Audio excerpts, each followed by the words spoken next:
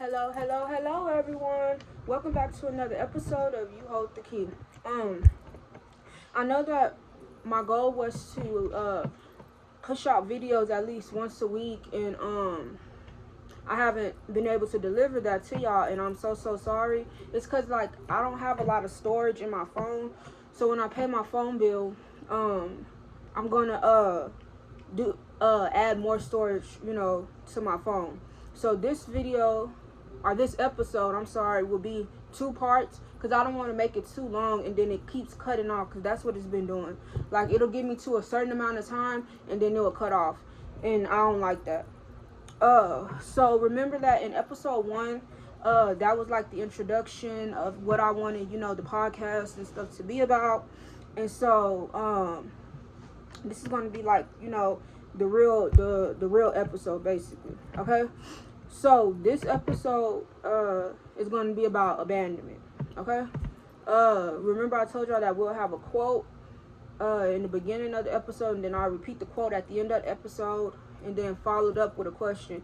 Please, please, please, please, please, guys, I need y'all to engage with me in the comments with the questions. I ask the questions, y'all answer the question in the comments, and then I will pick.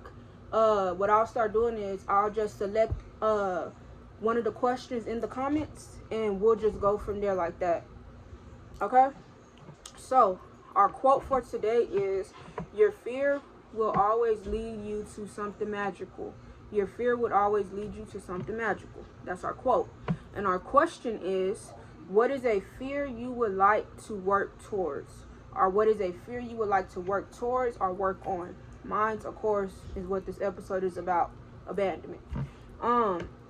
I have really, really bad abandonment issues, and I hate that so much.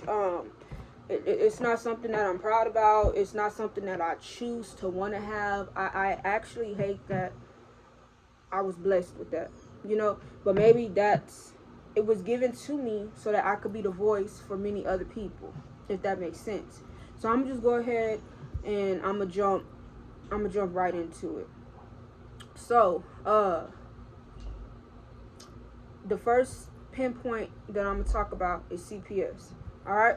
So, like I said, I'm gonna be very transparent with y'all. Like I don't want to sugarcoat anything. I want to be honest with y'all from the top to the bottom.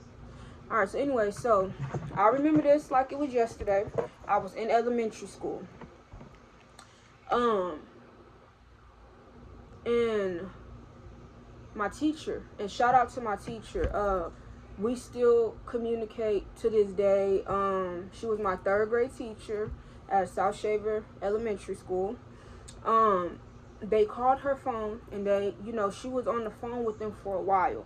And now that I'm older, I definitely knew what the phone call was about. But at the time, I did not know what the phone call was about.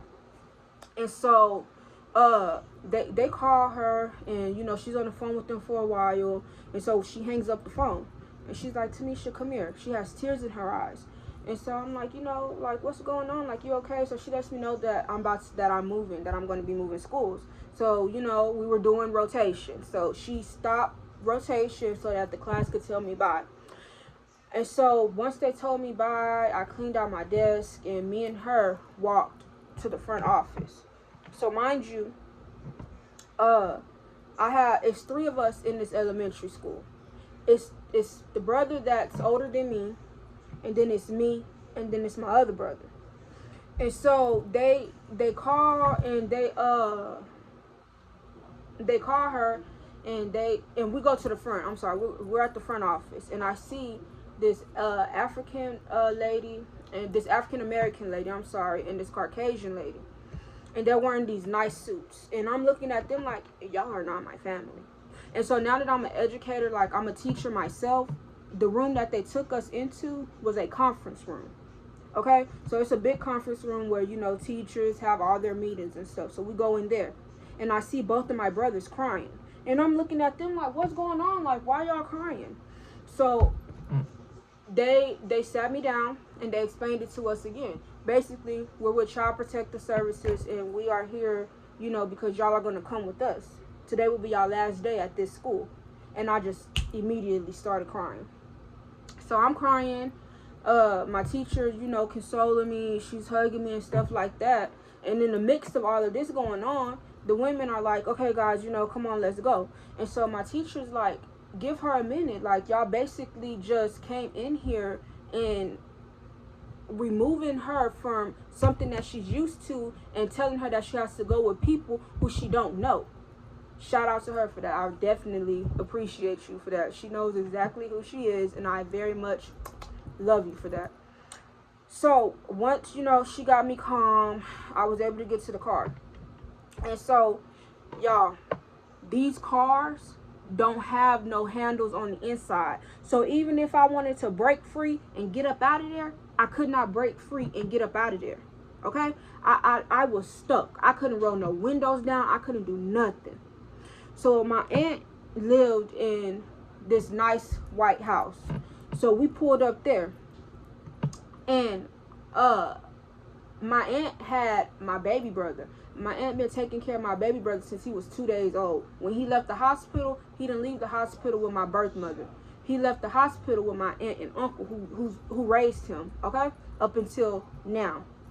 And so we get there, and I'm assuming that the caseworkers are informing my aunt on what's going on. So my aunt started crying. She started freaking out. So I see my aunt crying, so I started freaking out again. And so my brother's trying to console me. He's like, sis, calm down, Mishame. Like, you know, it's okay. We got this. We're going to be strong. We're going to stay together. Like, he basically letting me know I'm not going to let them break us up. So that kind of works for a little bit. But seeing my aunt that upset and like I'm already with people who I don't know, it didn't sit right with me. So they wouldn't even let her tell us bye. They would not let her tell us bye. So they finally get back in the car and we go to this big old building. Mind you, it's my oldest brother, me, and then my two other brothers. My oldest brother at the time was, I believe, 17, 18, one of those. So he never went to CPS. He was able to stay with my aunt because by then he was of age, okay? So let's try that. So you have the four of us. You got me, my oldest brother, and then my other two brothers, okay? I don't like talking about this. I don't know. Like, I want to do the podcast so bad, but it triggers me a lot as to this specific topic. So, my oldest brother didn't have to go, okay? He stayed with our family, okay? So we get to this nice building.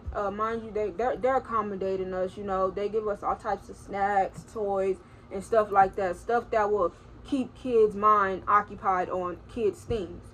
And so they give us that type of stuff. And two of my brothers got to stay together. And then it was me. Okay? So, think of this situation. You have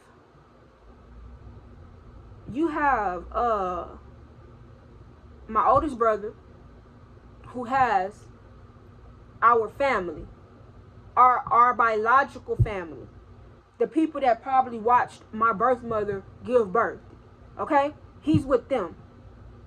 Then you have two of my other brothers.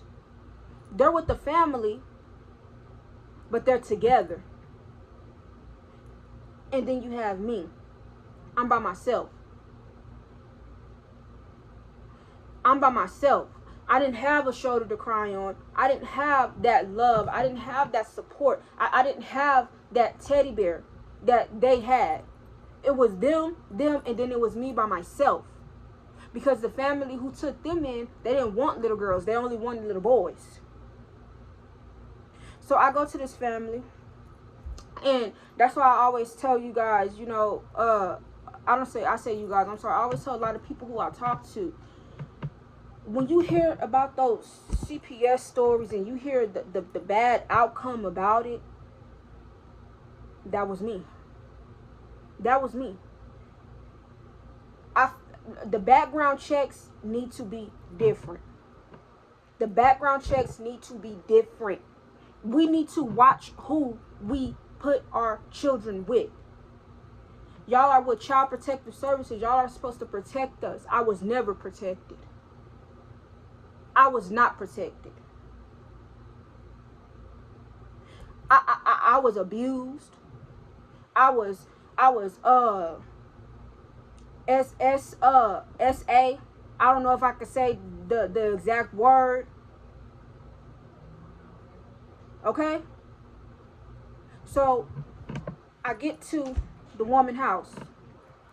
Woman is in jail now, guys. I get to the woman house, her and her husband, from what she showed, oh, she was nice.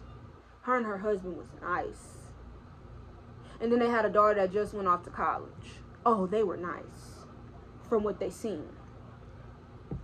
I gave them 2 days. Remember, guys, I'm a little girl. I'm crying every single day. Every single day. Every single day. I'm in there crying for my family, for my brothers. I need that. So the woman wouldn't allow me to call